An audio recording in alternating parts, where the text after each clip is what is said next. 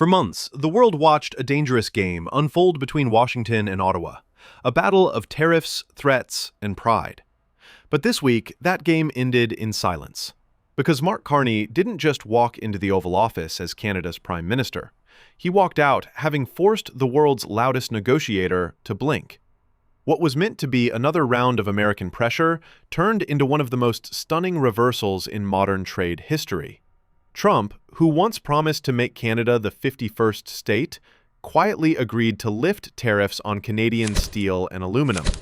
No fiery tweets, no grand announcements, just silence, the kind that follows when power shifts hands. And behind that silence stood one man who refused to bend. Carney didn't threaten. He didn't plead. He waited. He let numbers, strategy, and unity do the talking, until Washington realized it was out of moves. Today, Northern Pulse unpacks how Carney turned Trump's bluster into retreat, how a calm Canadian strategist taught the self-proclaimed master of deals what real leverage looks like. Because in this story, victory didn't come from shouting. It came from patience, precision, and purpose. It began like every Trump standoff. Loud, chaotic, and full of threats. The White House slapped tariffs on Canadian steel and aluminum, claiming it was about national security. But everyone knew what it really was. Pressure. Trump wanted to remind Canada who held the hammer. He called Canada soft, mocked its leaders, and hinted, more than once, that maybe it should just become the 51st state. But the hammer slipped, because the tariffs that were supposed to squeeze Canada instead crushed America's own industries. U.S. automakers saw supply costs soar. Construction firms couldn't afford materials. Even small-town manufacturers, the very voters Trump depended on, started to panic. Meanwhile, Canada held steady. Prices stabilized, jobs remained intact, and exports began finding new homes in Asia and Europe. Trump's economic grenade exploded, but the shrapnel hit his own backyard.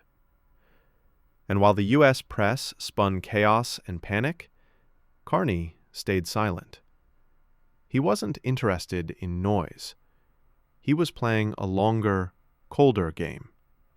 A game where the loudest player always loses first. By the time Washington realized what had happened, it wasn't just tariffs that had failed. It was the entire illusion of control. Carney's rise has always been defined by discipline. A man who made his name at the Bank of England doesn't move by impulse. He moves by pattern. While Trump measured success by headlines, Carney measured it by outcomes. He didn't fight Trump in public. He didn't storm press conferences or throw insults. Instead, he expanded trade quietly with Europe through CETA and deepened ties with Asia through the CPTPP. Each new partnership drained Trump's leverage a little more. He called it risk balancing. Others called it genius.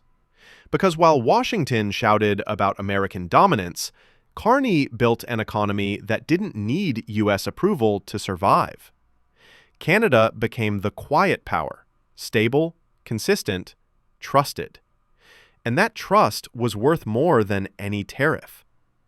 Even behind the scenes, Carney's patience unnerved American negotiators. They were used to panic, quick concessions. Instead, they found a prime minister who didn't need a deal, one who could simply wait for reality to do his work for him. The truth was simple. Trump's tariffs didn't weaken Carney. They armed him. They gave him the moral and economic high ground, the space to reshape Canada's place in the world. The real turning point didn't happen in Washington. It happened in Alberta. Trump's advisors believed Canada's provinces were divided, that Alberta's conservative energy agenda would clash with Carney's federal climate policies. They planned to use that division as leverage, portraying Canada as fractured and weak. But Carney saw the trap coming. And days before flying to Washington, he met with Alberta Premier Danielle Smith. Cameras captured them standing side by side, two leaders from opposite ends of the political spectrum, united in message and purpose. Their words were brief, but the image spoke volumes. For decades, American policymakers assumed Canada's federation could be exploited, that provincial differences would keep Ottawa on defense. But that photo shattered the illusion. Alberta and Ottawa, once painted as rivals, now spoke with one voice. Energy, industry, sovereignty. All aligned. That was Carney's real weapon. Unity. Because when a nation stands together, it becomes untouchable. In that moment, the White House lost its favorite talking point. Trump could no longer divide and conquer. The weak Canada he mocked was now speaking with the strength of a single, focused purpose. For years, Canada was seen as the polite middleman of North America, steady but secondary. Carney changed that overnight. When he walked into Washington, he didn't come as a follower of American policy. He came as an equal partner. Behind him stood Alberta's energy powerhouse, Ontario's industrial base, Quebec's tech and innovation, and the Atlantic province's critical resources. It wasn't a patchwork of provinces anymore. It was a single strategic nation. Trump saw a politician. What he met was a movement. Carney spoke softly in their meeting, but his presence said everything. Canada was no longer reacting to American pressure. It was defining the terms of engagement. And that rattled Washington. Because Trump's entire strategy depended on fear, the fear of losing access, losing trade, losing favor. But what happens when the other side doesn't fear you anymore? That's the question Trump couldn't answer. Carney didn't just protect Canada's economy. He redefined it. He proved that strength doesn't always roar. Sometimes it's measured in silence, patience, and unity. The news broke quietly. Hours after the Oval Office meeting, reports leaked that Trump was preparing to suspend tariffs on Canadian steel and aluminum. At first, Washington denied it. Then came the White House statement, vague, hesitant, but unmistakable. The tariffs would be reviewed, and adjustments were coming soon. That's diplomatic language for we're backing down. Inside sources said Trump was furious. He didn't like losing, especially not to someone who never even raised his voice. But the pressure was too much. U.S. companies were threatening layoffs. State governors were complaining. Even his own advisors were warning that Canada's retaliation could trigger a full-blown economic crisis. And Carney knew it. He didn't gloat. He didn't even comment. He simply returned to Ottawa, calm and composed, as markets surged and Canadian exports regained momentum. For Trump, it was humiliation. For Canada, vindication. The world saw a new kind of diplomacy that day, one that didn't depend on dominance, but on endurance. Every move Carney made over the past year now makes sense. He wasn't reacting to Trump. He was outlasting him. By diversifying trade, securing new investment, and maintaining internal unity, Carney made the tariffs irrelevant before the U.S. even lifted them. He turned economic pressure into political capital.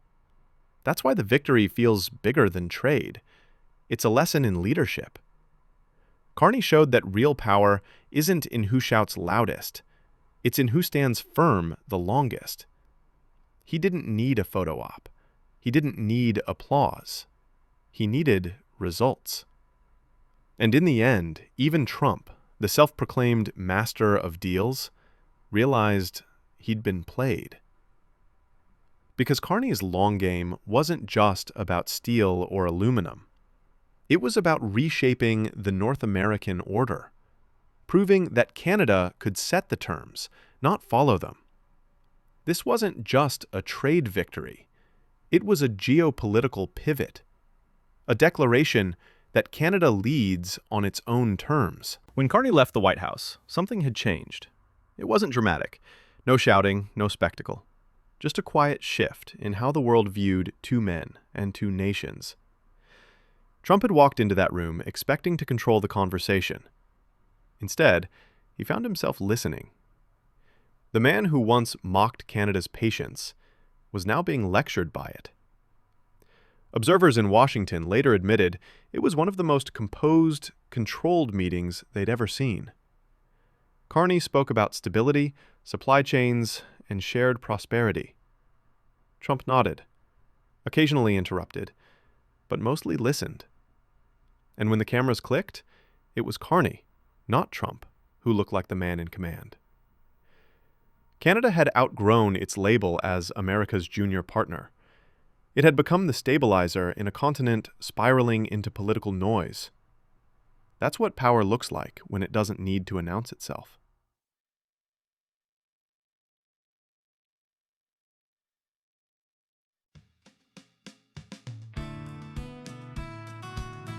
The next morning, the headlines focused on the tariffs. But history will remember something deeper: the day Canada quietly took the lead in North American trade. Carney didn't just protect Canada's economy. He proved that calm strength can move mountains, that silence can be louder than slogans, and that unity, not arrogance, defines real sovereignty.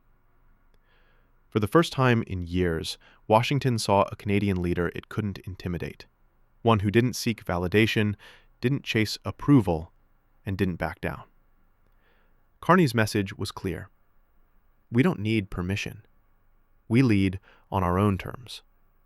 And now, the rest of the world is watching. Because this wasn't just a win for Canada. It was a blueprint for how small nations can stand tall against louder powers and win. As the dust settles, one question lingers. Was this the moment Canada truly stepped out of America's shadow? Here on Northern Pulse, we think the answer is already written in the silence that follows.